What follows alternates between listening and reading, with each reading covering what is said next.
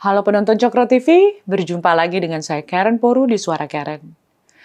Terlalu banyak kasus perebutan anak oleh orang tuanya sendiri yang terjadi di negara kita. Berapa banyak anak Indonesia terpisah dari salah satu orang tuanya, baik terpisah dari ibu atau terpisah dari ayah. Anak dijadikan seperti senjata untuk menyakiti pasangan atau mantan pasangan, dan anak dijadikan seperti barang sengketa yang pada kenyataannya sengketa tersebut tidak dapat dieksekusi. Karena hukum kita mengatakan tidak ada penculikan oleh ibu dan tidak ada penculikan oleh ayah. Namun di sisi lainnya, penutupan akses anak untuk mendapatkan kasih sayang utuh dari kedua orang tuanya merupakan suatu bentuk pelanggaran hak anak untuk mendapatkan cinta dari ibu dan ayahnya. Kasus seperti ini selalu menjadi berlarut-larut, dan di sini selalu anak yang menjadi korban. Seharusnya kasus penguasaan anak oleh salah satu pihak adalah kejahatan, menghambat tumbuh kembang anak yang membutuhkan kasih sayang dari kedua orang tuanya. Semua permasalahan anak berawal dan terjadi di dalam keluarga. Selama tidak ada satupun orang atau lembaga yang diberi kewenangan mengintervensi dengan kewenangan melekat, mekanisme yang merujuk dan manajemen kasus, maka sulit menyelamatkan anak sedari awal. Salah satunya adalah kisah anak-anak yang diperebutkan orang tua kandungnya sendiri akan terus terjadi. Karena ketika salah satu orang tua merasa anaknya tidak aman, mereka akan mengambil tindakan ekstrim memisahkan anak dengan salah satu orang tuanya sendiri.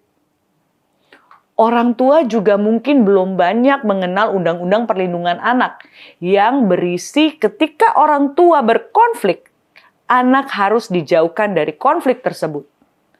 Bila memang ada orang tua yang mengerti, mungkin sejak awal anak-anak akan dititipkan lembaga yang berwenang mengambil anak di tengah keluarga yang berkonflik.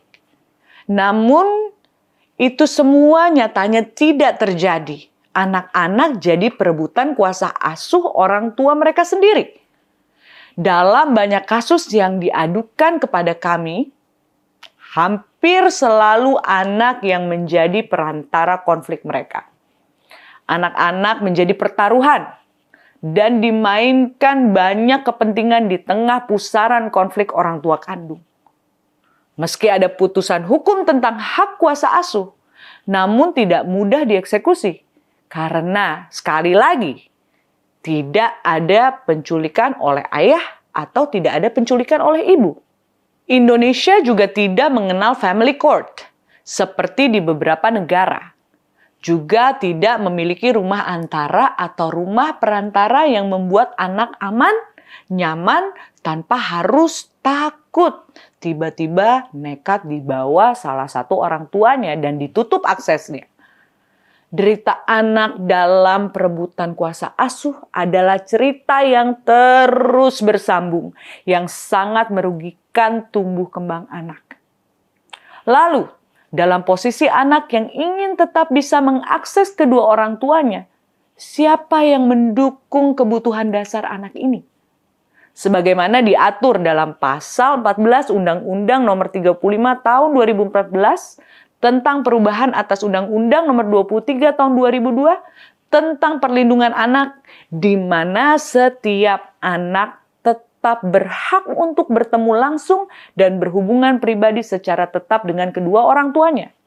Lebih lanjut, dalam Undang-Undang Nomor 39 Tahun 1999 tentang hak asasi manusia, pasal 57 ayat 1 yang berbunyi, setiap anak berhak untuk dibesarkan, dipelihara, dirawat, dididik, diarahkan, dan dibimbing kehidupannya oleh orang tua atau walinya sampai dewasa sesuai dengan ketentuan peraturan undang-undang. Pasal 59 ayat 1 yang berbunyi, setiap anak berhak untuk tidak dipisahkan dari orang tuanya secara bertentangan dengan kehendak anak sendiri. kecuali jika ada alasan dan aturan yang sah yang menunjukkan bahwa pemisahan itu adalah demi kepentingan terbaik bagi anak. Perspektif tentang perlindungan anak di negara ini memang masih sangat abu-abu. Undang-undang perlindungan anak tidak secara tajam mengatur tentang bagaimana menyelesaikan masalah perebutan anak secara menyeluruh. Lalu, lembaga negara manakah yang harus bertanggung jawab dalam penyelenggaraan perlindungan anak? KPAI, Kementerian PPPA, atau lembaga-lembaga perlindungan anak lainnya? Banyak sekali permasalahan perlindungan terhadap anak yang ada di dalam konflik rumah tangga ini tidak bisa ditangani dengan permasalahan yang sama. Para orang tua tidak mencapai kesepakatan. Bukannya negara seharusnya mengambil tanggung jawab bila anak ada di tengah konflik. Mengambil alih pengasuhan jika dinilai bahwa situasi ini bukanlah situasi yang baik untuk tumbuh kembang anak.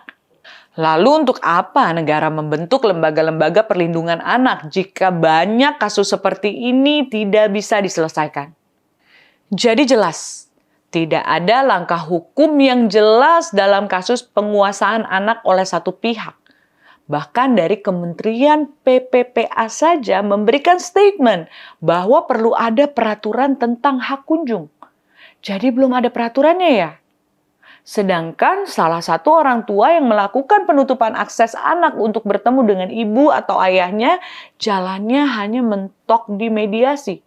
Jika mediasi tidak tercapai kesepakatan, KPAI dan lembaga-lembaga perlindungan anak lainnya hanya bisa menterminasi.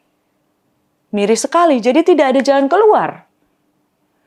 Kapan Indonesia bisa benar-benar menjamin hak anak-anak?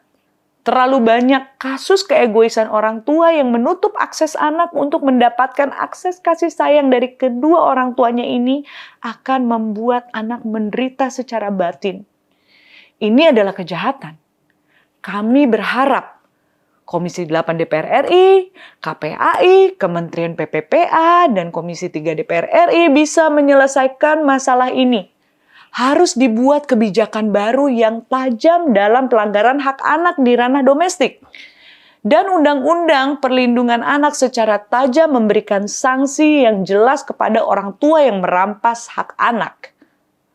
Apakah ini hanya menjadi angan-angan untuk memeluk anak-anak kita lagi? Jika negara ini tidak bisa secara komprehensif menyelesaikan permasalahan ini, kami berharap pemerintah lebih peduli dengan generasi tunas bangsa. Anak-anak Indonesia harus bahagia, mendapatkan kasih sayang yang utuh, dan tidak ada lagi kasus perampasan anak di ranah domestik. Bila Undang-Undang Perlindungan Anak tajam mengatur sanksi pidana yang melakukannya, Undang-Undang Pengasuhan Anak harus segera disahkan oleh DPR. RUU ini sudah lama diusulkan, mungkin 11 tahun. Dan sudah masuk prolegnas di tahun 2022. Kami mohon kepada para wakil rakyat untuk dengan segera membahas dengan serius RUU Pengasuhan. Dan undang-undang ini akan menyelamatkan banyak anak-anak Indonesia dari pusaran konflik. Sampai jumpa lagi di Suara Karen. Stop violence, speak up.